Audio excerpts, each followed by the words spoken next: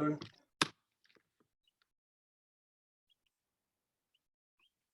right. Thank you. Thank you for everyone for joining. I'm here. I'm a host for today. I'm Brother Mikhail, and also I'm here hosting with Mama Nia.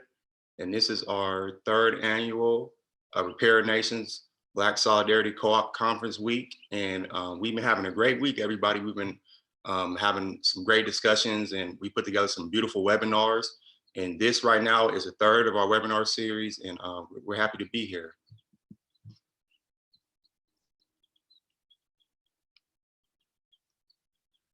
Number three of 5 of our webinar series.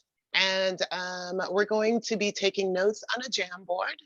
So please, if we could put the link for the Jamboard in the chat. Well, today we're going to start off our icebreaker question with, how do you practice self-care in this work? We and it actually came up naturally because we're all pretty tired with all that we've been working on today, this week, getting this together. And so, yeah, jump on over to the Jamboard, tell us how you take care of yourself. And Mikhail? Yes, and the Jamboard, this is a platform we're using to collect information, to have dialogue, and to collect questions that we want to ask for our live Sunday discussion. So this Sunday we're having a live discussion, and we're going to be speaking about the Jamboard questions and having some music performances, and we just celebrate, the last day of our conference. So we please invite everybody to join us on Sunday and participate in the Jamboard so we can have some questions for discussion. Excellent. And so, yeah, with that, we do want to welcome you, third annual Black Solidarity Co-op Conference. And we're going to get started. So let's build.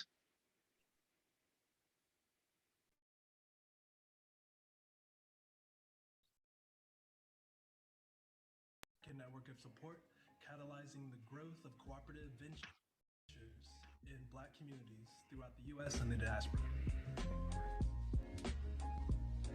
We know that the current social, political, and economic circumstances create immense disadvantages to the African diaspora and continent.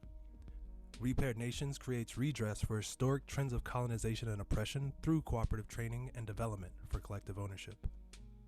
Our ultimate goal is to help weave together a global network of cooperatively run enterprises that trade amongst each other and create generational wealth for our diasporan families and communities.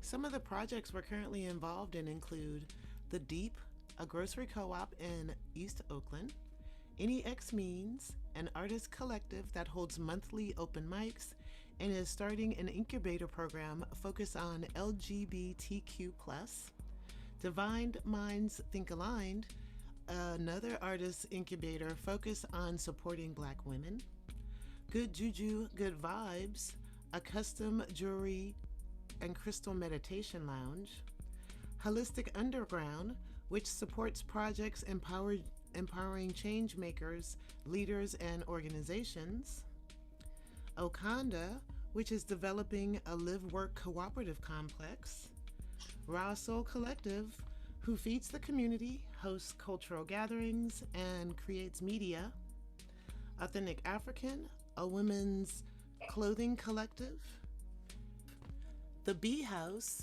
in Ghana, which assists with repatriation, Legacy of Black Genius, a budding edutainment company, and more. This year's conference is focused around 3 cooperative principles: autonomy and independence, education, and concern for community. Cooperatives learn as they strive for autonomy and independence, that the world we inherited is increasingly interconnected. Building autonomous zones of liberation within the capitalist system requires relationship, connection, and fellowship. The primary goal for this conference is relationship building. Please set intentions to meet new people, organizations, and ideas. Black people are consistently battling insurmountable odds within capitalist systems that maliciously use us for our genius and labor to build wealth for everybody at the cost of our own lives. For almost 2 years now, the pandemic has underscored, highlighted, and compounded this reality. Thus, the conference committee chose concern for community as an important cooperative principle to highlight this year. We will be tuning into the Black experience in the Gulf Coast and Ghana, exploring and discovering the ways diasporans have been able to thrive, or the ways we've struggled and needed a helping hand. Our third and final highlighted principle is education. We strongly believe that education typically precedes liberation. At this conference, our goal is to honor the learned expertise and experience that Black cooperative projects have amassed during their founding and sustained existence. Collective Courage by Jessica Gordon-Nemhart has taught us that pre-existing relationships and sustained education are the key ingredients for successful Black cooperatives in the past. Thank you again for tuning in.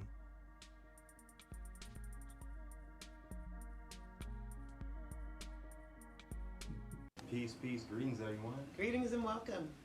Yes, I'm your host, Mikhail, and I'm joined in the studio by our co-host, Mama Mia, and welcome back in our third of our series of deep dives to cooperatives around the African Diaspora. The goal of this webinar is to introduce the work that Black people are doing with each other and the broader community. This will help to strengthen, broaden, and weave a community of Black cooperatives and collectives across the globe in order to build economic solidarity and self-determination. I'm super excited to host webinar number 3 in our 5-part series. In our previous webinars, we learned about how our group of cooperatives got started and some of the work they're doing right now. And today, we're going to take a look at the climate in which they birthed themselves and how they're reclaiming space. Yeah, so don't miss on the comments or questions. We're using the Google Jamboard to take community notes, so we'll put the link in the chat for now. And with the Google Jamboard, you can create sticky notes where you can find the webinar and its segments from the past. There's going to be a lot of good information, so be sure to put your notes on the Jamboard. That way you don't forget them. We'll take these comments and questions to Sunday's gathering. That's October 3rd from 11 to 3:30 p.m. Pacific time. And this is going to be the culmination of our virtual conference where we debrief all 4 webinars and talk about what's on the Jamboard while building relationships. Yeah, so we're getting inspiration and information from cooperatives and collectives doing the work around the world. From the South, we have Cooperatives in Jackson, we have Co-op Dayton. Locally, we have Rich City Rise, Oconda, and that's a real estate cooperative. We have the Deep Grocery Cooperative, and we have Mandela Grocery Cooperative. And from Ghana, we have the Bee House, and we have Kalita Consulting.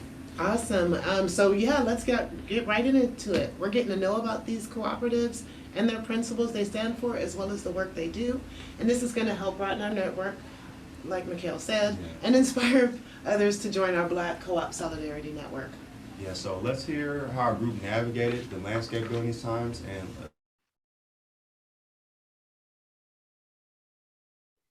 Okay, so we came back real quick because we didn't explain the Jamboard correctly. The link is in the chat, and we can put notes in the chat, but if you put it on the Jamboard, it's really gonna go towards our Sunday conference where we have a big discussion live with everyone. Today, we're starting off with your name and how do you practice self-care. For me, I like to do some yoga in the morning. You know, kind of getting a little older, so I get stiff. What about you, Mikhail? I like to wake up, like you said, and stretch, go outside and take a walk, get some fresh air. I take herbal teas in the morning to help, my body stay hydrated and cleanse. And yeah, I just like to do those practices in the morning. Yeah, so please, again, we put the link in the chat, head over to the Jamboard and put your name in and whatnot, so we know who's here and, what kind of themes come up with people. It could go that we decide to do some information on yoga because everyone loves it, or, that kind of thing. So thanks again. Thank you.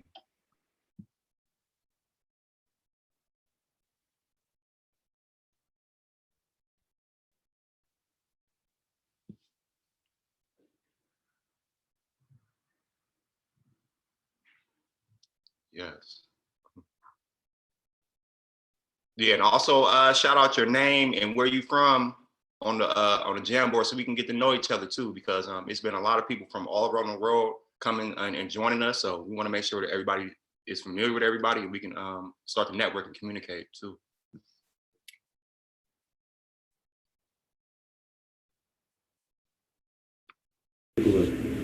Political climate / agenda in your area when you began your work? The work with Okanda or the work with our organizations? Okanda. The political climate was like the repeat of colonization. It was like this total erasure of Oakland, primarily Black Oakland. Like that's who's been missing. I think all the other demographics have gotten higher. But across the board, working class Oakland, hard-working working class Oakland has been erased or attempted to be erased when we're talking about the East and Deep East. Poor people, working poor people, that's who's been impacted, and that was the political climate at the time that we joined Okanda, was that these are the communities not only under attack, but being erased and being forgotten. And it's still the climate. Like, it hasn't changed, it's getting worse, you know? We were just in a situation where on our way over here, there were these 3 cops that tackled a young brother in the middle of the street as we're driving. So I jump out the car, I'm like, start recording. And I'm like, and they had their knee on his neck. So I'm like, you're George Floyding this guy.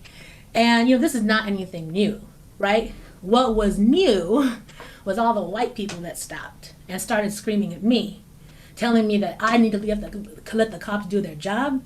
Ooh, I'm shaking. That I need to let the cops do their job. And then they started telling the cops, you need to arrest her too. And that I was not allowing justice to happen. And the Oakland I know, that would have never happened. But that's what's happening right now, is that we're being invaded again. And these people, not only is it they're bringing another class in and bringing another, you know, race in, but they're bringing their culture of white supremacy in. And that's really bizarre to see in Oakland, you know? You know, unfortunately, I feel like the political climate now has declined. A little over 7 years into our project, and the political climate has definitely shifted. In a lot of ways, it's decreased from what I described before when we were just getting started. And so even though there has been a huge outcry across the United States to defund the police, the record rate of murders here in Jackson for the last 2 years really has led to this bourgeois demand for increased policing and either support or silence from poor and working class communities that, you know. I'm not really into politics, but I know there were certain legislations that were passed during our time in the co-op that could have affected our business. But we have thrived and continue to pursue and persevere through some of those challenges. Every, I guess, like, I don't know what you call it, the cultural stigma that one, Black folks didn't ride bikes, and I'm a Black guy, you know, at that time a young man trying to build a bike shop and get people on bikes, and folks were like, what are you doing? But, you know, it looked crazy then, but they couldn't see 10 years later. So I held on to the vision. How did the community react to the concept of you organizing to get your cooperative up and running? Yes, the response to the community was a good response. Since I've been here, the community has always came and supported the store. We're part of a housing project out here in West Oakland, and we do a 15% off to all our local neighbors in the community. So that's a good way to get all our neighbors to come support us at the store. We also offer 50% off on all EBT produce at the store. So that's another incentive that we offer. So that has helped the community to respond well to the services that we offer. And also, yeah, we've been providing a lot of programs like Eat Your Healthy Self. We provide food lessons and classes for the people.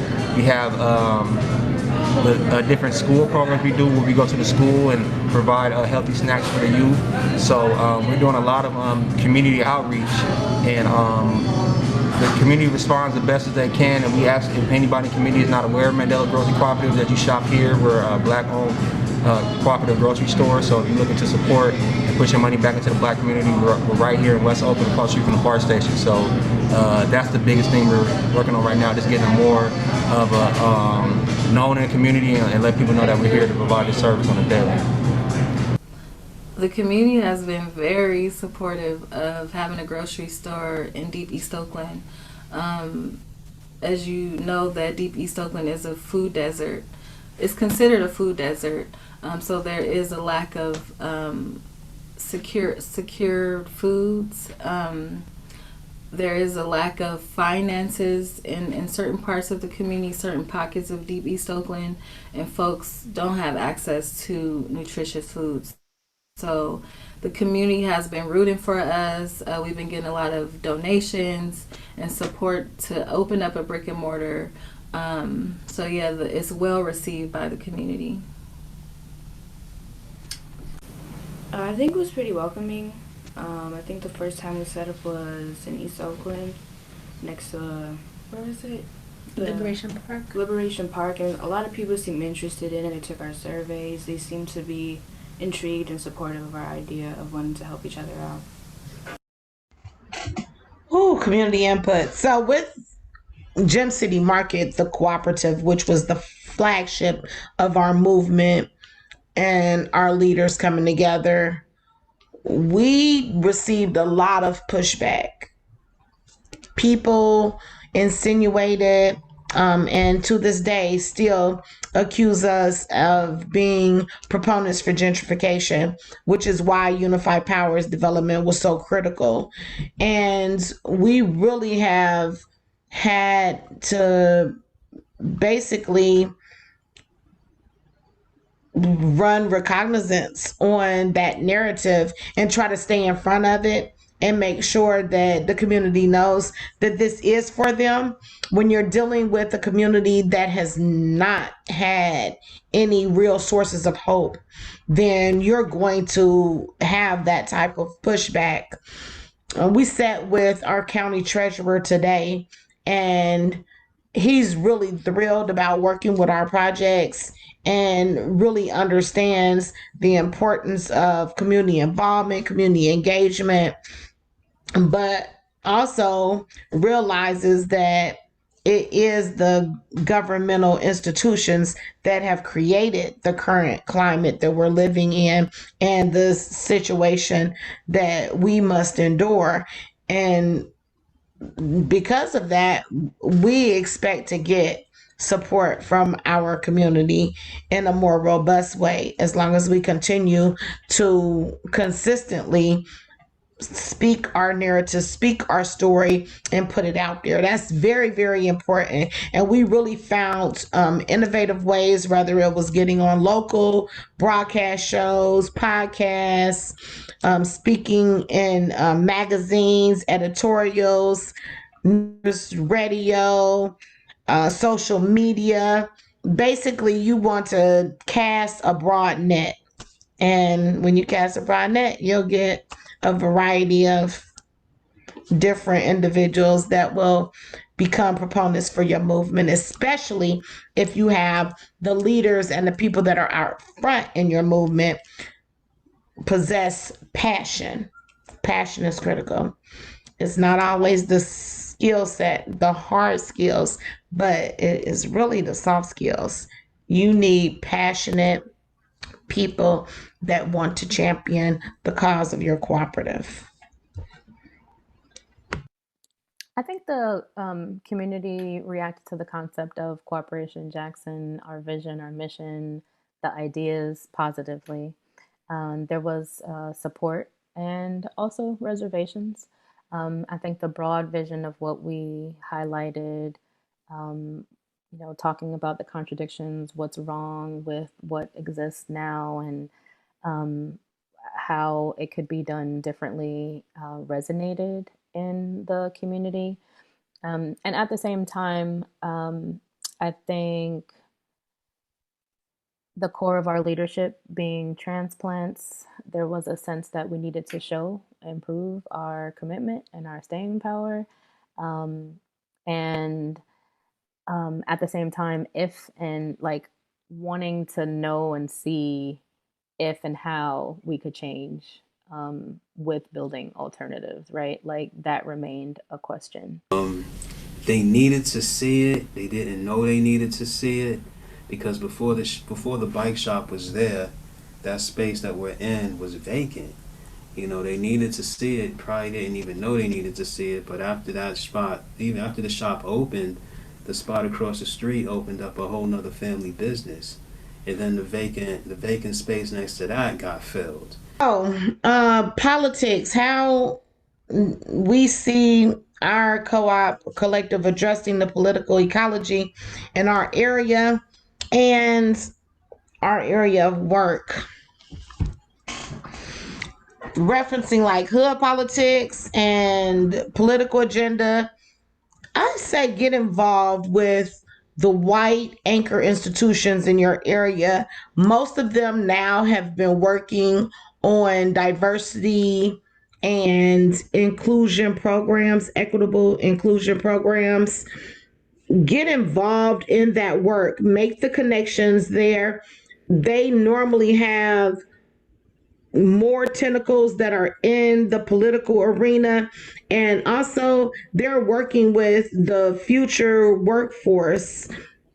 So spend some time finding out what areas are in those universities and making those connections, having those one-on-one conversations. One-on-one, you're talking about 20 or 30 minutes that you spend with an individual, learning about their work and learning how your work can influence their work and vice versa. Those are critical connections. Don't skip that part. Don't miss that part. Spend some time at the anchor institutions and if you have a human relations council, if you have a chamber of commerce, spend some time with individuals from those entities and learn about what they can do to help support your work and vice versa. I would say that that is the most creative way of developing relationships and being able to influence the culture in your community. We're all dealing with the same levels of racism, some more than others, but it exists in the urban cores, and that is a major way for us to influence it, is by creating those relationships with allies that can then give us more exposure and also more impact for the work that we're doing. You know, unfortunately, I feel like the political climate now has declined. A little over 7 years into our project, and the political climate has definitely shifted.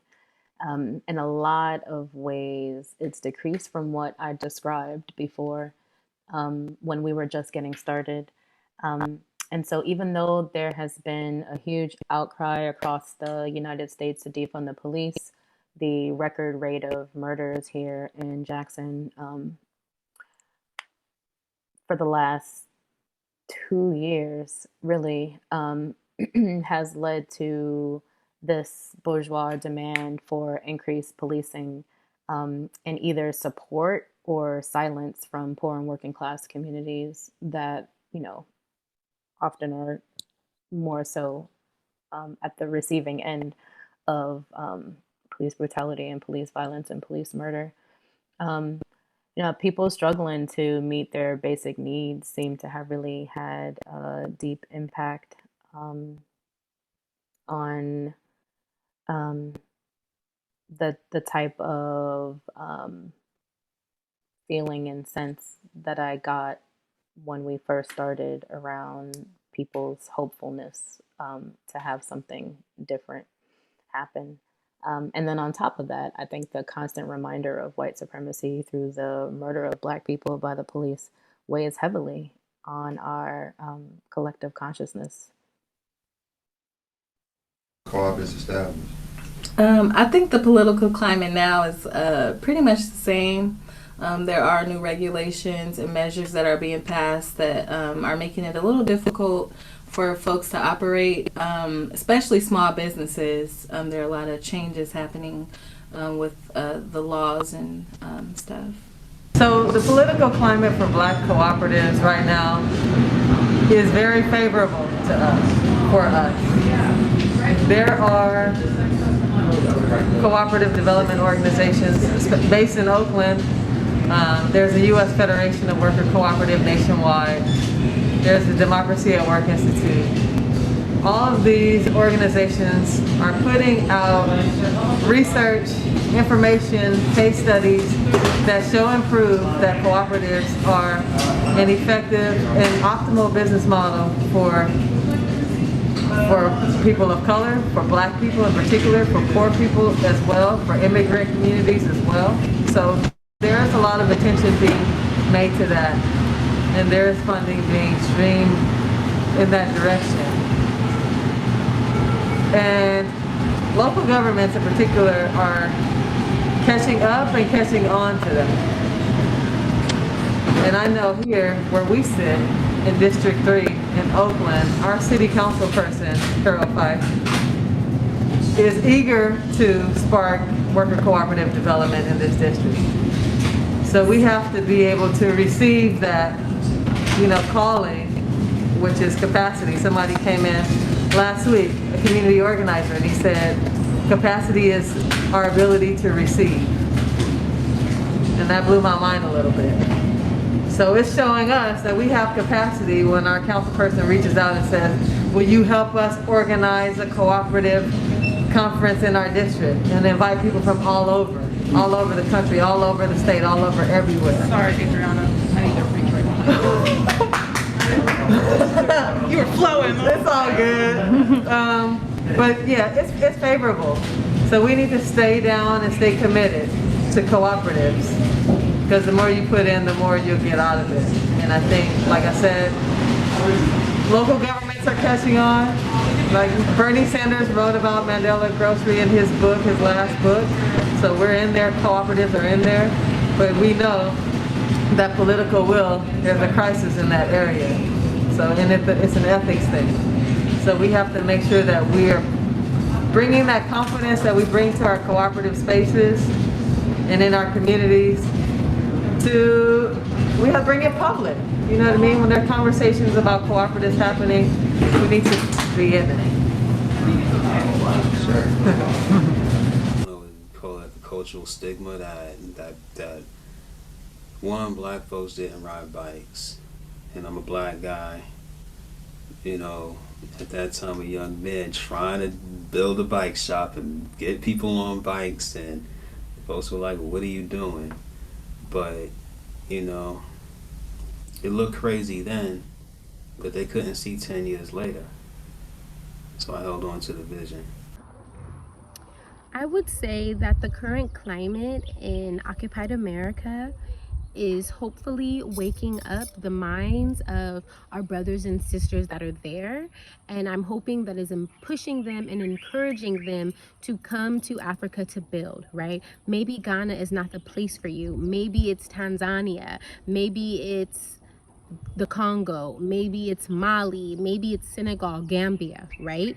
But find your place, come to visit, because America doesn't love you, they're not taking care of you, your children have a less likely hood of thriving there, right? You're less likely to be able to have the peace of mind that you desire to generate generational wealth there, right? And so come to Alkebalan, come to Land of the Blacks, where people all look like you and you're not going to be persecuted for your skin, right? The police aren't going to be on your neck because you're a Black man or shoot you because you're a Black woman, right? And I would say the current, pandemic and the political climate, I hope is encouraging more people to come.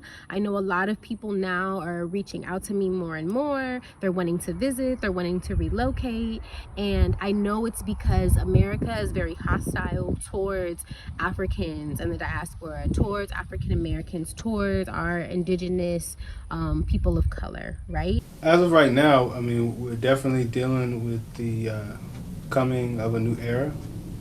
You have COVID-19, those who know, those who believe, and those who disbelieve. And that creates somewhat of a divide in the society. We also have a rise in that some people have more than they ever had. And we also have a great decline where some people have less than they ever had. And so I think that there's a split. And what we're dealing with is one pandemic, but then, as we know, California has fires. California has all these other things that take place outside of COVID-19. So I think everything is all over the place. Dealing with a lot of the obstacles. I think part of where we are now is we've matured as well and kind of are seeking the longer view.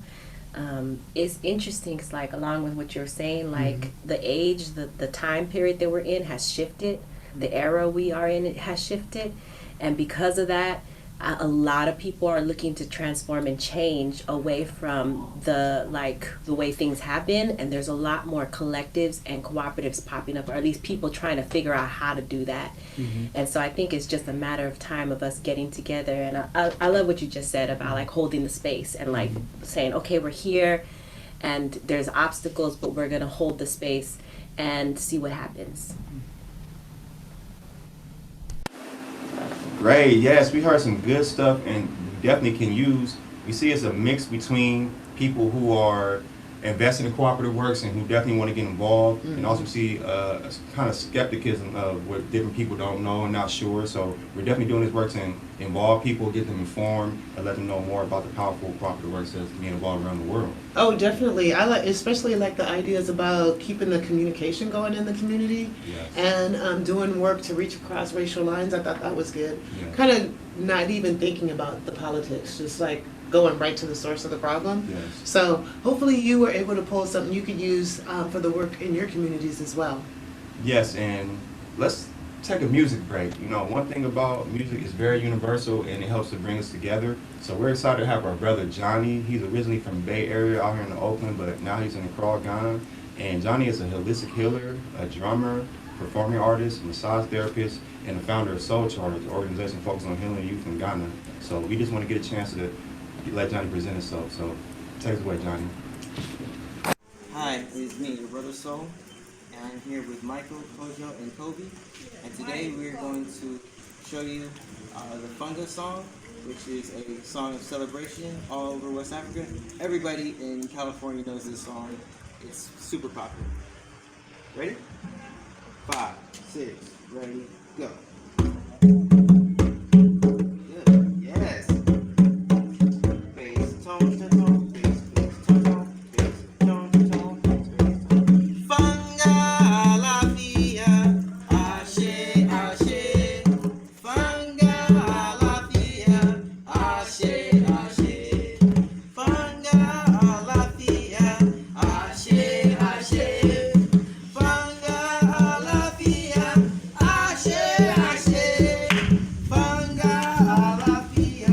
ashe, ashe. Funga la via, ashe, ashe. Funga la via, ashe,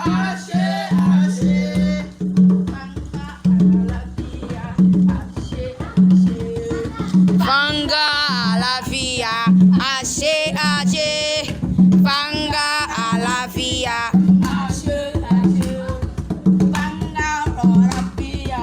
ashe, ashe. Funga la via, ashe, ashe.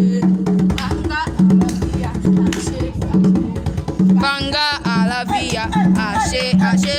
Funga la via, ashe, ashe.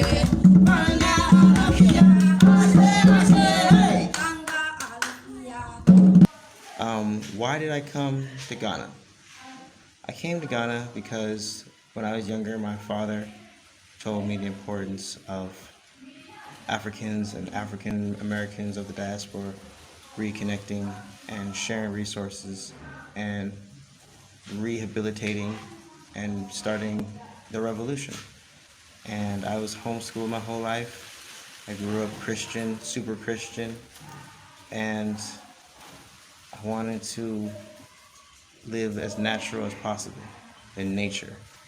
And in America, there's a lot of rules. You can't sleep outside. You can't sell without permits, and it's just enticing rules. Not to mention all the police brutality. But I always, in my heart, since I was 4 years old, knew I was going to come out to Africa to repatriate, to reconnect, to find my lineage, where I come from. So I studied massage therapy for 2 years. I studied psychology. I studied microbiology and science stuff to understand about electromagnetic frequencies, to start a workshop called Soul Charge, where it's alternative church. Instead of going to praise a God outside of you, we go to ignite the candle, the fire, the spirit within inside of us.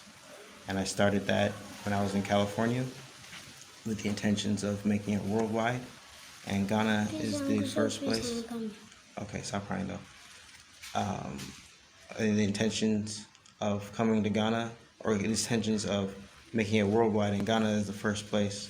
Salie, salie, saciante, salie, salie, saciante.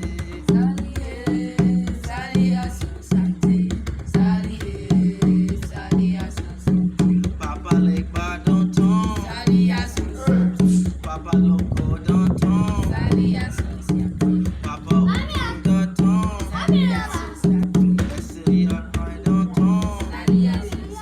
Papa Legba don't Okulu don't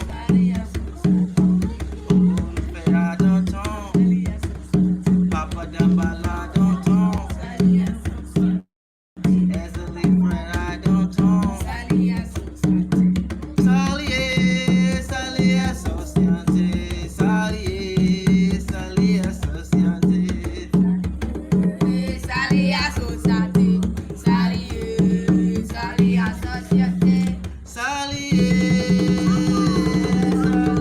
associante, salie, salie, associante.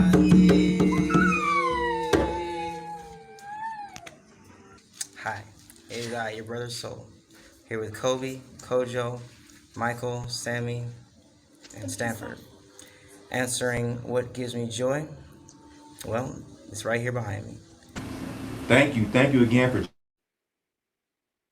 That's so cool. Thank you, Johnny. Oh man, Ashe. Hey, Ashe. I'm like ready to jump on the plane right now. Yes, and we want to give thanks to Johnny. He's our comrade from out here in Oakland. He repatriated to Ghana last year during the pandemic, and he's been doing some great works out there. So we definitely want to shout out Johnny. And if anybody has any comments or any questions they want to bring to the table, definitely hit up the Jam board and check us out on the Jam board. And yeah, we're going to compile the questions. Excellent. Yeah, Johnny, you can reach out to Johnny over at John Curtis on Facebook or at Soul Charge, SOL Charge on Facebook as well. Yes, and we want to give a shout out to our hosts and our sponsors, Repair Nations. And you can find Repair Nations at repair.nations on Instagram, and also repairnations.org is our website. Yes, so we have another webinar for tomorrow that starts at 11. In webinar 4, we're going to be learning about the social economic climate, the cooperatives and collectives within the network operate in, and their, more about their challenges. And then on Sunday, we'll have the grand convening with all the cooperatives and collectives, where we'll have a live discussion, and that also starts at 11 a.m. Pacific time.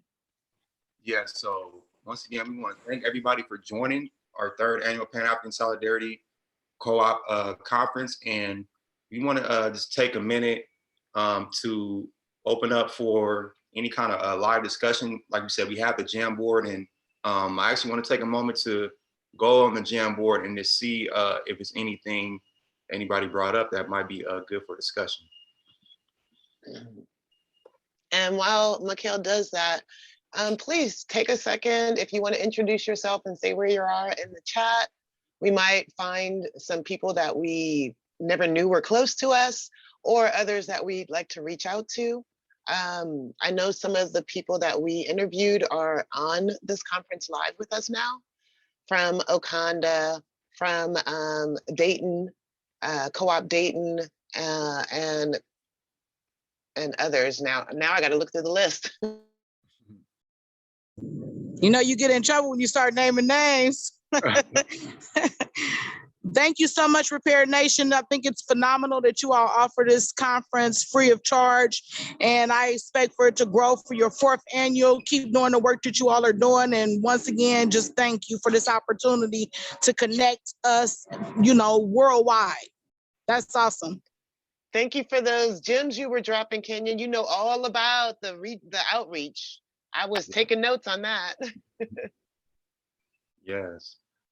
And I was looking at the Jamboard discussion, and it looked like it's a very interesting question. It says, how do we create Black autonomous anchoring institutions so we are not independent on white ones?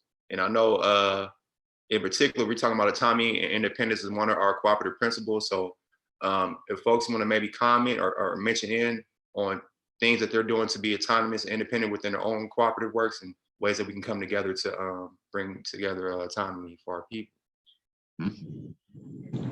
I have been struggling lately, brother, with that whole thought. You know, it feels like somebody set my house on fire and then they were the source of my water. And it's not a good feeling. You know, a lot of times these nonprofits come into our community and disrupt our self-determination. And it is critical that we create sustainable organizations that don't rely on philanthropic dollars and allies, but we can self-determine our own futures. And that's critical. That's what we need to be working towards is, you know, autonomy and independence. And I'm in that fight right now, and it's a struggle. You want to, you know, have respect for your fellow counterparts because we are not like them, but at the same time, you want to have independence and freedom, true freedom, to be able to know that you are creating something that's viable. And like the sister said from Africa, something that you can sustain on, that you can create generational wealth. Yeah, that's a powerful thought, brother.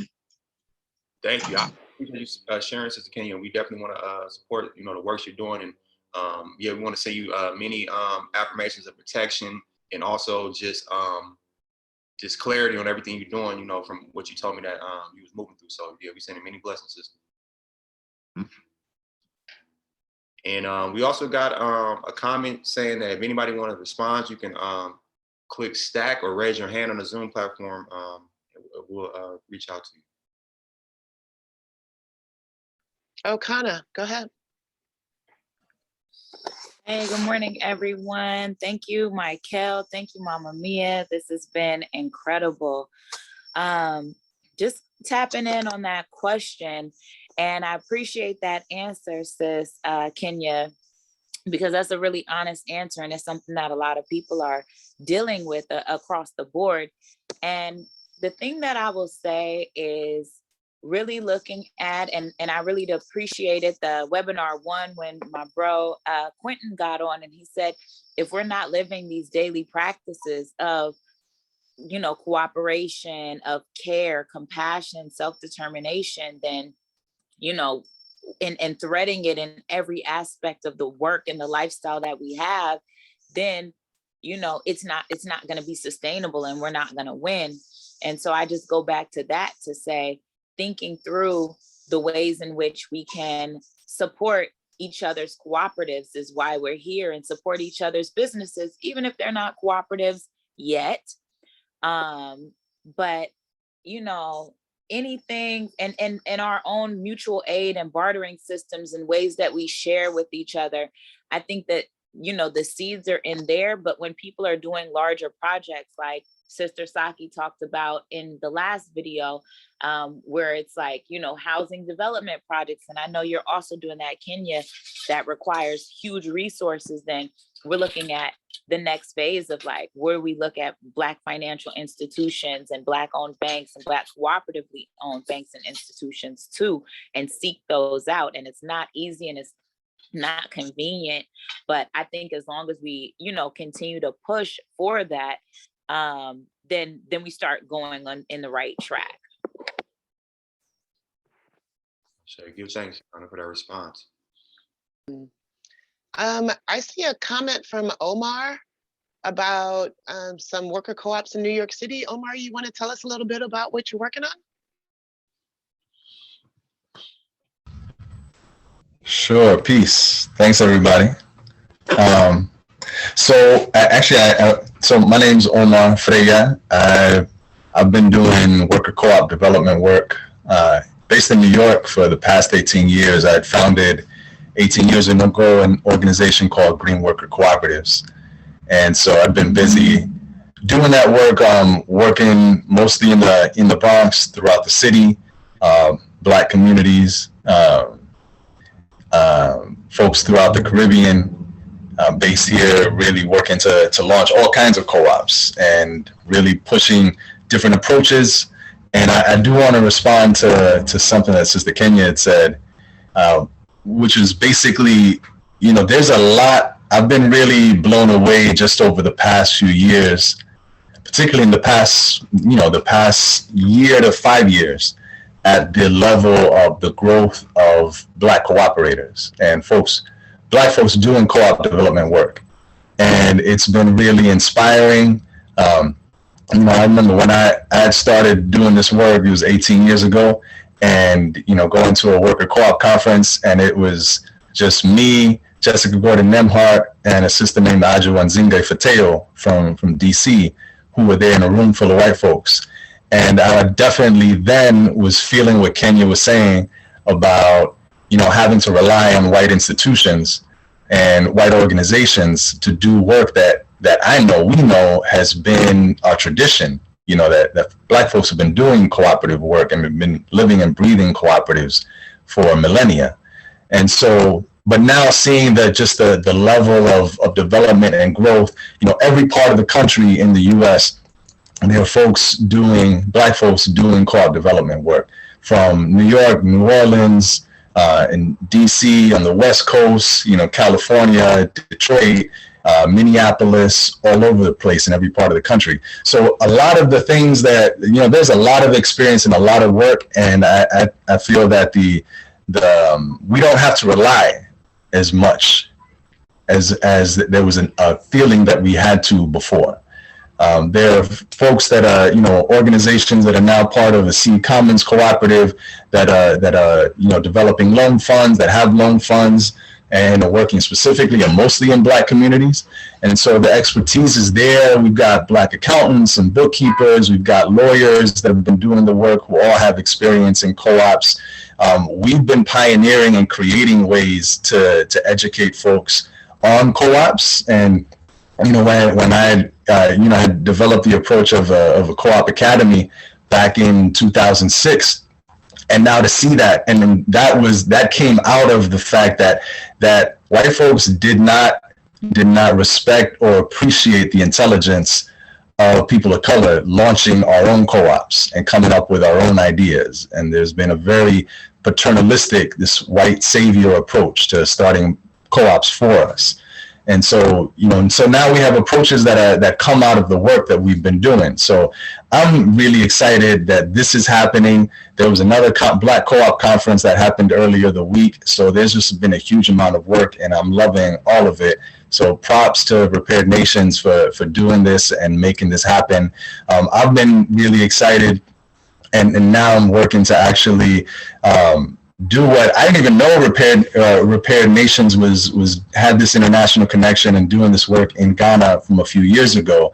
I'm working now to really build an association of Black co-ops globally.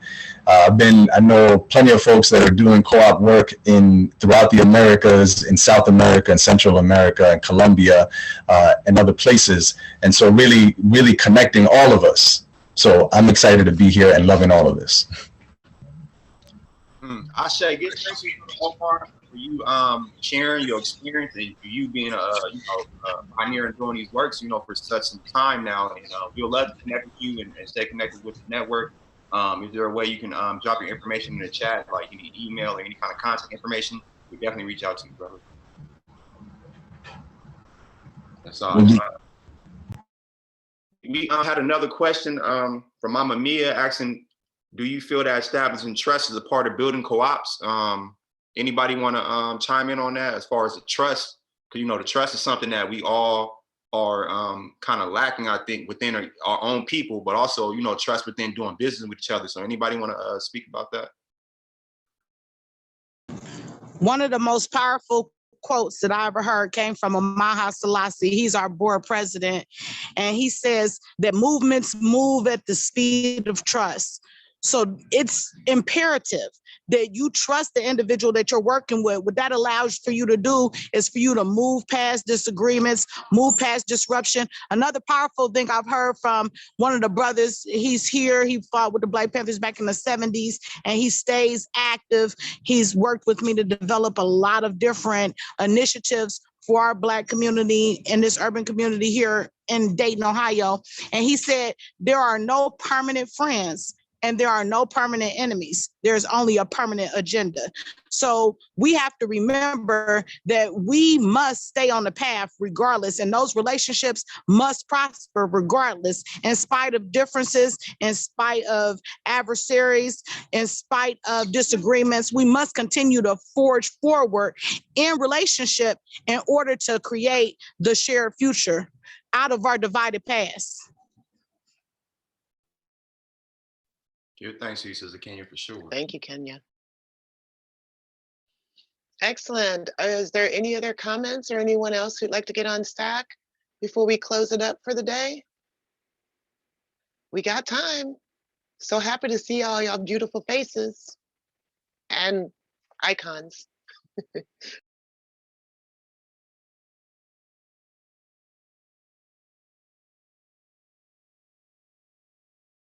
All right, well, I am going to do a kana and call on someone because I know there's a lot of comments that people are holding back.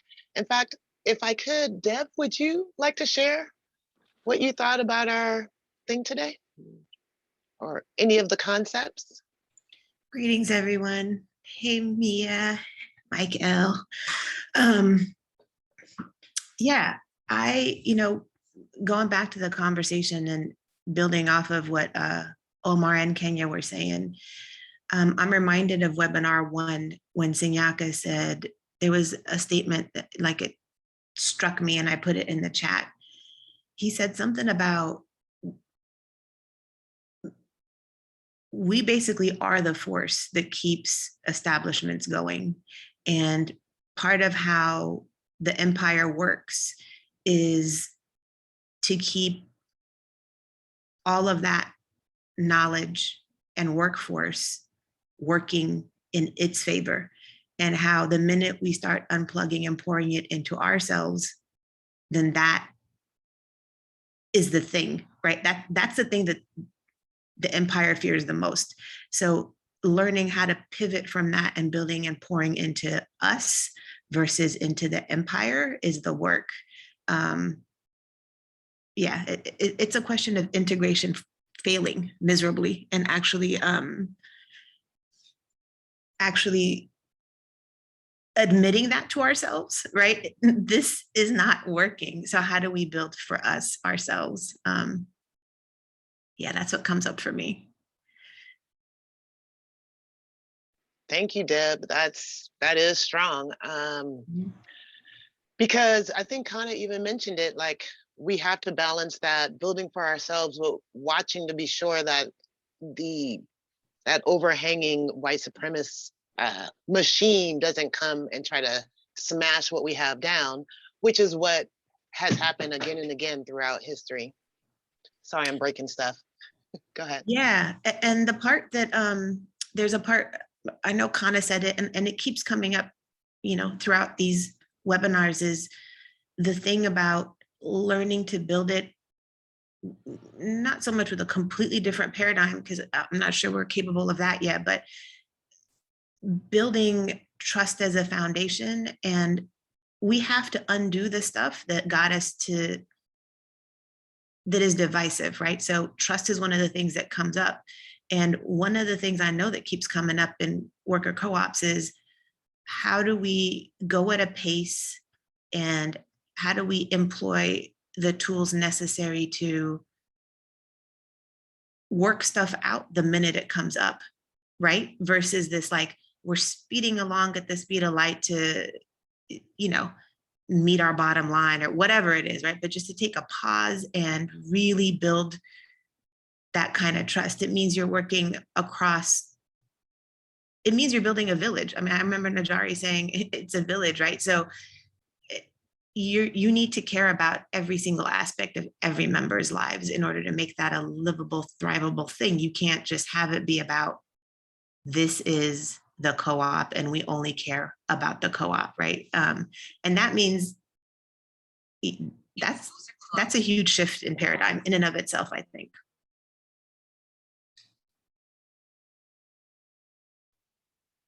Loving it. That's some good things to think about. So I'm getting a little tongue twisted. Would anyone else want to throw into that? Go ahead, Kana.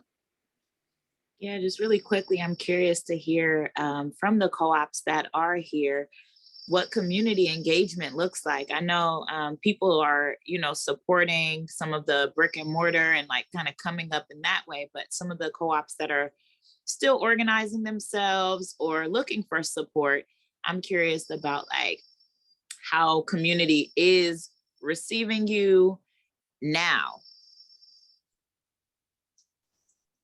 I like to chime in. I'm a part of Raw Soul Collective along with Brother Osman and Brother Peace. We're a health and wellness collective out here in Oakland.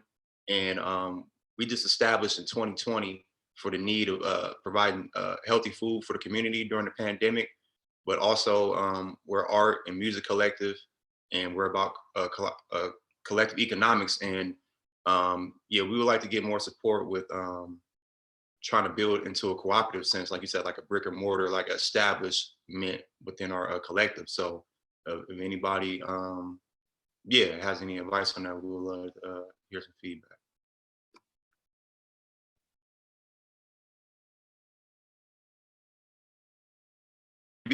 And we're being received well, but we just looking to get some more reception as far as in the cooperative space. So, yeah.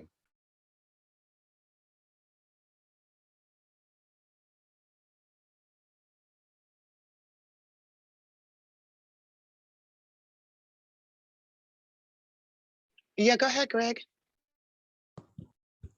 One of the things I've noticed when like folks are starting up co-ops, like from the co-op developer angle, and also like having been a part of East Bay Prec, and I mean, Repair Nations works as a cooperative. Similar to what Deb had said in the question Michael is asking, it feels like sometimes like we're forced to emulate some of the things we're trying to get out of. Like for instance, if we want a brick and mortar, we got to figure out how to get money. And like Wakanda, as it's been figuring out how to do this shared spaces, like we've had to come across the question of like, do we want to operate as landlords? Like, is that something we want, or do we just want to like deal with members? And like, in terms of like co-op starting, I feel like we're often internally ambitious, and we can set like really difficult timelines to meet at times, right? And there's no one cracking the whip on us necessarily, except like, our own thoughts or desires to do X, Y, or Z. So like, it's moving at the speed of trust is like, feels like the answer, but it's also kind of difficult because like, how often do we actually do that? And like, how often, do we just take the time to, move at that like leisurely pace? But I don't know, perhaps sometimes the speed of trust is like a sprint, because like oftentimes, like in Wakanda, we're trying to like get people housing before they're forced out from like all of the exterior conditions.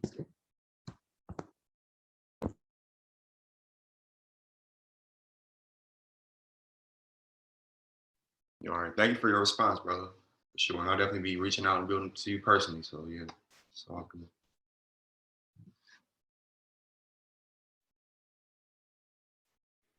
This has been awesome. I'd like to start the closing out, I guess, unless there's more. It seems like we kind of slowed down. If there's anyone else that'd like to speak, now's your time. And please know that we're all friends here, so don't be embarrassed. Yeah, so no lurkers. Get out here and give us your piece. All right, I want to say something. Thank you. What's up? This is Krishna. I wanted to speak on autonomy. I feel like here in America, getting autonomy is not necessarily possible. I mean, maybe if we got into Bitcoin or something like that, and we made our own coin, that might be the closest we could have. I think that there are certain things that we have to accept. I mean, once you decide to spend your money in this system, in essence, you agree with it, because we could all move. I mean, I've had enough money to move many of times, but we decide to stay. And so there's something here. And a lot of times what we wind up doing is we wind up investing our thoughts, ideas, and our dreams elsewhere. And that's also part of the system, is to have our hearts and ideas elsewhere. So those of us that are here, we have to focus on being here. And the money that we can receive is probably going to come from an individual who looks like your enemy, but maybe they're not, being the fact that they're giving you money. A lot of us have mixed ancestry, so we're not going to be autonomy from our own self. So, you know, like we have to face that. That's the whole point of them bonding themselves to our genetics, is for this reason, so that you can't leave them. You are part of the system, and our ideas are part of the system. Even if we free our minds, it's still a Babylonian freed mind. There's no way you can get rid of that. So we have to just accept who we are, what we are, and then we can move on. That's what I had to do. And I try not to think about my enemy anymore, because if you want to think about an enemy, you have Iranian supremacy, Arab supremacy, Asian supremacy, and you have Black supremacists now. So, you know, all these supremacists, and trust me, if you think that you want to be under Black supremacists, it only works when it goes in your favor. It could go against you too. You know, when we went to Africa, we paid high taxes. We paid a lot of money for our safety. You know, not that anyone was after us, but when you're spending money like that, of course you're going to have a good time. I mean, people who come to America spend thousands of dollars, have a great time. So we did that there. We came out there as elitists. We didn't come out there as people trying to get into a border with no money. We came out there as elitists, so we were treated that way. But the reality is, if I was just there, it would be hard work. You know, and if I was just there as an American with nothing, and I had to rely on that system alone, I personally would have a hard time out there, just trying to survive off my art. So we got it made here. And I want people to understand that we have it made here in America. A lot of people want to be you. A lot of people are dying to be you. People who don't know how to make boats and die in the water trying to get over here. So don't let go of what you have, and don't get angry just because your dollar came from the white man. So what? A lot of people want that white dollar.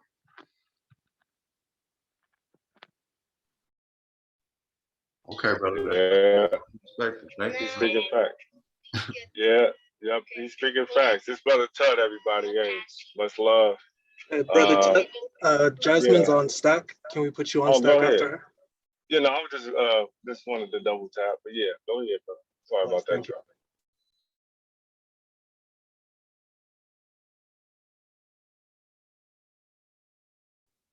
Charlie. Jasmine, your hand's up. Would you like to go? Yes, please. Hey y'all, what's up? I just wanted to add to the conversation around like the trust and I guess the rapport that has to be built within cooperatives. I'm in music, and music is a very interesting industry in general. You know, I feel like there's a lot of lack of trust floating around. Like, it's just very, it's a part of it. You know what I mean? I think it's just something that it's like, oh, literally. So I had a mentor that's been in the industry, mixed songs for like big artists and stuff. And he was like, honestly, you know, you've made it when you get played. And I kind of started laughing, like I start laughing like, oh, ha, ha, ha, ha. But he's like, no, for real. Like, that's when you know you've made it in the industry, when, you know, you give a whole lot and you reach a certain goal, but then you realize that you were played. And we hear the story over and over again of artists being put into these precarious positions. So I feel like, although we're not dealing with like major labels and things like that at this point, there's still that trickle down lack of trust. And so it leads to a lot of like crabs in a barrel. Like, I can't be big if you're big. You know, we're all local artists kind of scrambling for this one shot, you know, to be that person that like made it out the bay and gets to see the whole world. And so I will say that I think that's been a kind of a barrier, like a difficult thing when it comes to forming collectives, because naturally, being in this system, you have to be about self in some aspects. And how do you join a collective with a whole bunch of artists that kind of have this mindset of, even if my music talks about things that are healing and us working together, there's not that vibe, you know, there's not that vibe of like people wanting that in mass. And I guess like, I'm still learning this, but I'm really wanting to clue in on those folks that it just feels very natural for us to come together.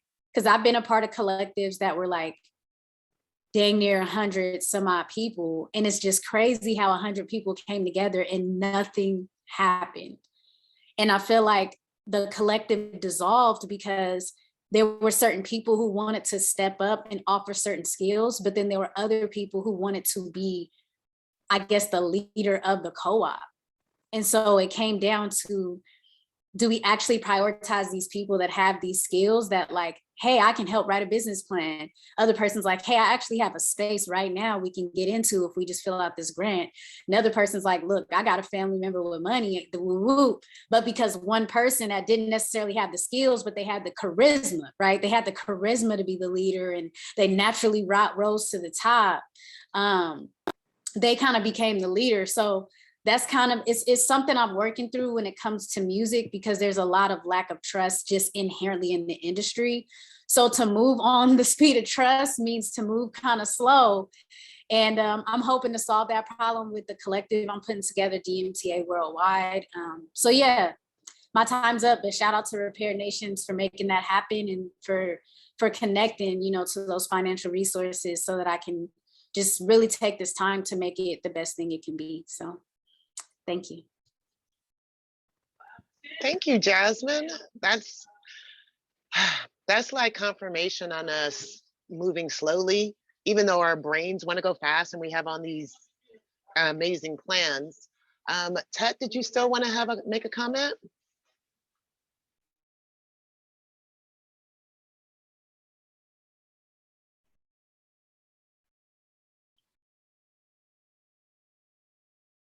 Yeah, if not Tut, it was somebody else. Dominique wanted to say something. Oh, here you go, brother. Sorry.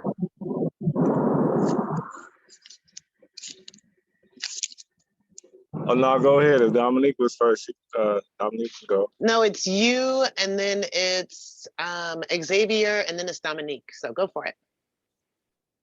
Okay, well, I just wanted to just highlight a few things and touch on like I mean, everybody's kind of touched on it, but how to transition from, you know, being an African American to a true African in America. And I think that's where a lot of us have been. Well, I speak for myself. That's where I've been for the past few years. And I'm just so excited. I'm so blessed. I'm so happy when Brother Greg first dropped the idea on me about cooperatives because I really thought it was like a white thing. I've been to a few co-ops. I didn't understand it. I just knew you purchase here, you're you're supporting a cooperative. Everybody's an owner. It just sounded like some fluff. But doing the research, double backing over the book, Collective Courage, just educating myself, just been reintroduced to something that's very feels very good and familiar. Now it's about how do we transition that in this where we at, because it's not like I can't go back to where we was at in Africa before we got hooked up. I can't go back to the early 1900s when we were doing our thing, even navigating slavery. So it's like I feel like I'm in this loop where I'm healing, I'm traumatized, and I'm trying to do something so beautiful and so beneficial with other healing and traumatized individuals that have similar backgrounds. And it's tricky, and it can make you want to just escape, right? It can, I mean, for me, I've had a lot of fantasies wanting to just go back to Ghana. It was so beautiful going to Ghana. But like Krishna said, I understand that the real fight, at least for me, is here. This is, we can't deny that. So just wrapping it up, just with a reflection of like how okay, they say, all right, we're cooperatives and we're working together, right? But realistically, we have our own religions, we have our own diets, our own philosophies, and we're African-centered folks, right? We wear our beliefs and our culture on our skin, literally, right? So building something, I mean, anything, we take it 100, a max. We do it the best. We're the best Christian, we're the best cooks, we're the best. You give us something, we're the best, because that's what we do. Doing that in a sense, what we're trying to do, but not addressing the healing part or the deep-seated wanting to escape and like not be here, but still be here and do the work. I feel like that's something that hasn't been addressed in the cooperative movement. I think it needs to be addressed. And I know with my own line of work with Good Juju, we're a cooperative. We work specifically and mainly with Black healing modalities, spiritual rituals, stuff like that. I'm really trying to see how we can transfer it to make it because all right, it's like trying to do this thing, but I feel like, let me speak.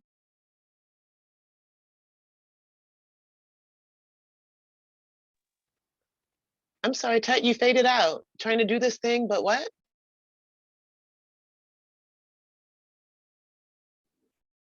That was actually the Sandman. I had told him his time was coming up. Ooh, okay. I'm sorry, Tut, but you were dropping some jewels there. I'm gonna go on to Xavier. You got your minute in the sun.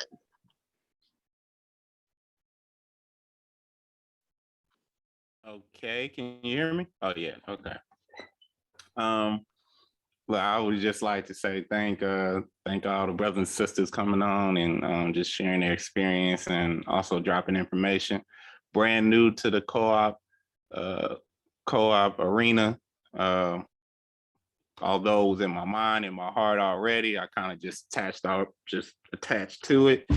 And basically, yeah, so I just want to put out there, I'm doing my best to also start a co-op just from the Black biblical aspect. So actually just had our first meeting last week. We doing another meeting this week, and it was only one person in last week. So we'll just see what transpires this week. And I'm just thankful for the information, and hopefully the seeds that's sown in me would also grow and be fruitful. So just want to say appreciation.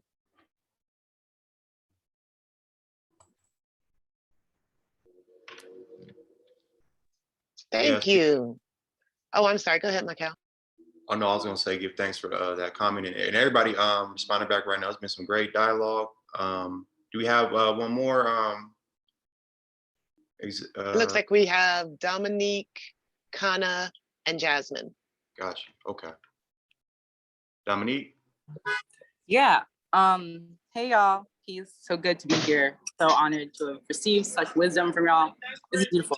I just wanted to sort of tack on to some things that folks are saying.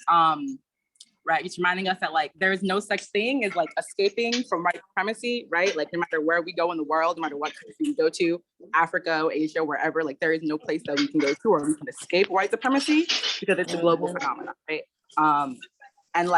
And from my perspective, I really feel like as Black Americans, right, like our choices are really to either help the US subjugate and oppress the rest of the world, or to help prevent the US from subjugating people and oppressing the rest of the world.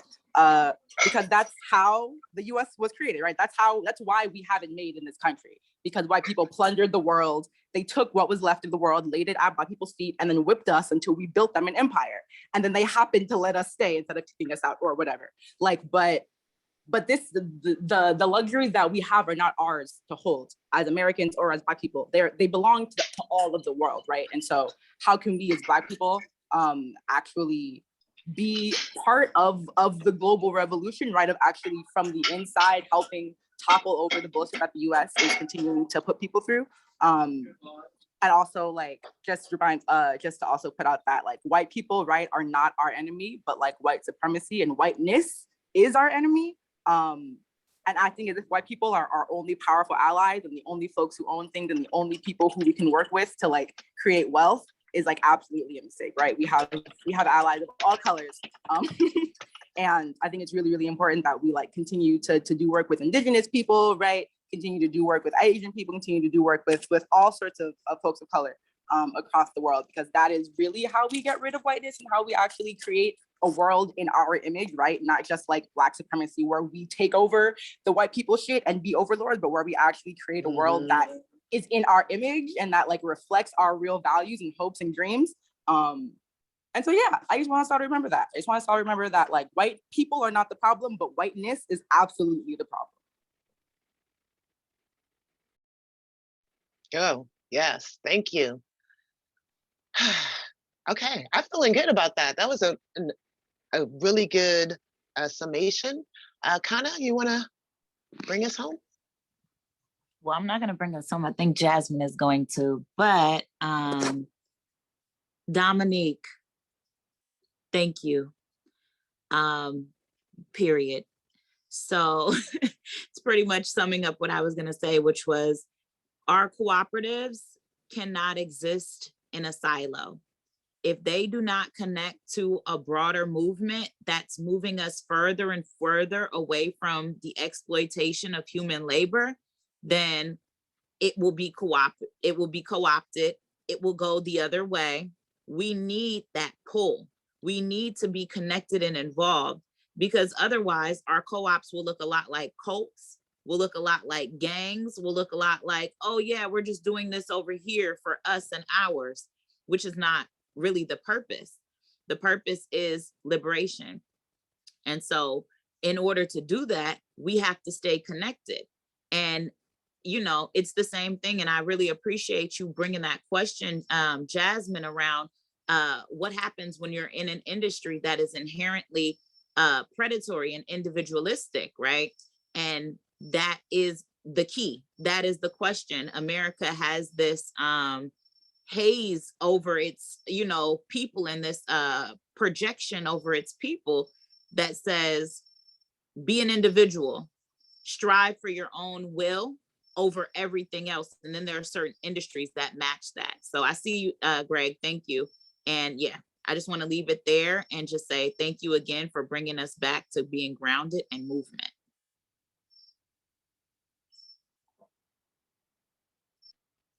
Thank you, Kana. Mr. Zochi, we have 1 minute left for you if you want to jump in there.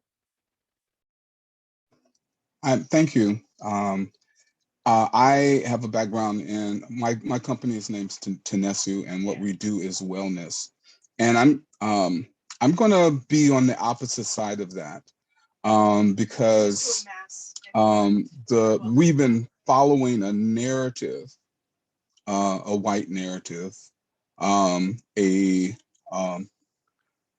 and so that being in this in this place where we've been following the narrative for 400 years, that has been embedded in within our body, and it is also embedded into the sickness that we hold.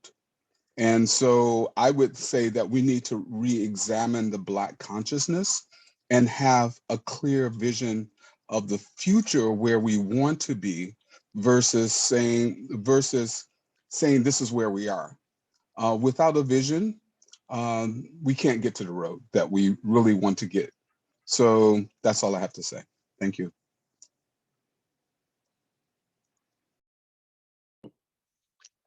Thank you. Thank you, everyone, for your comments and participation. You really helped make this conference, which is a labor of love, come alive. And I'd like Michael, excuse me, Michael, if you want to close us out. Yes, I want to say thank you to everyone for the great dialogue. Yes, we're doing this out of labor of love, and we put together this webinar series to show the different cooperative works around the diaspora to bring people together to network. So we're actually doing the works right now, everybody. So we're happy that everybody's on and supporting and everything. And yeah, this is our part 3 of our 4-part webinar series. So we're going to be on the same time. Part 4, I'm sorry, of our webinar series. So we want to let everybody know we'll be back at the same time tomorrow, and we're going to have another dialogue. And definitely appreciate everybody for being here, and we'll see you tomorrow. And also the Google Jamboard, we're taking notes from there, so we're compiling those notes. So join us on live on Sunday for our finale. 11 a.m., same Black time, yes. Same Black channel. Yes, thank you, everybody. Thank you. Peace.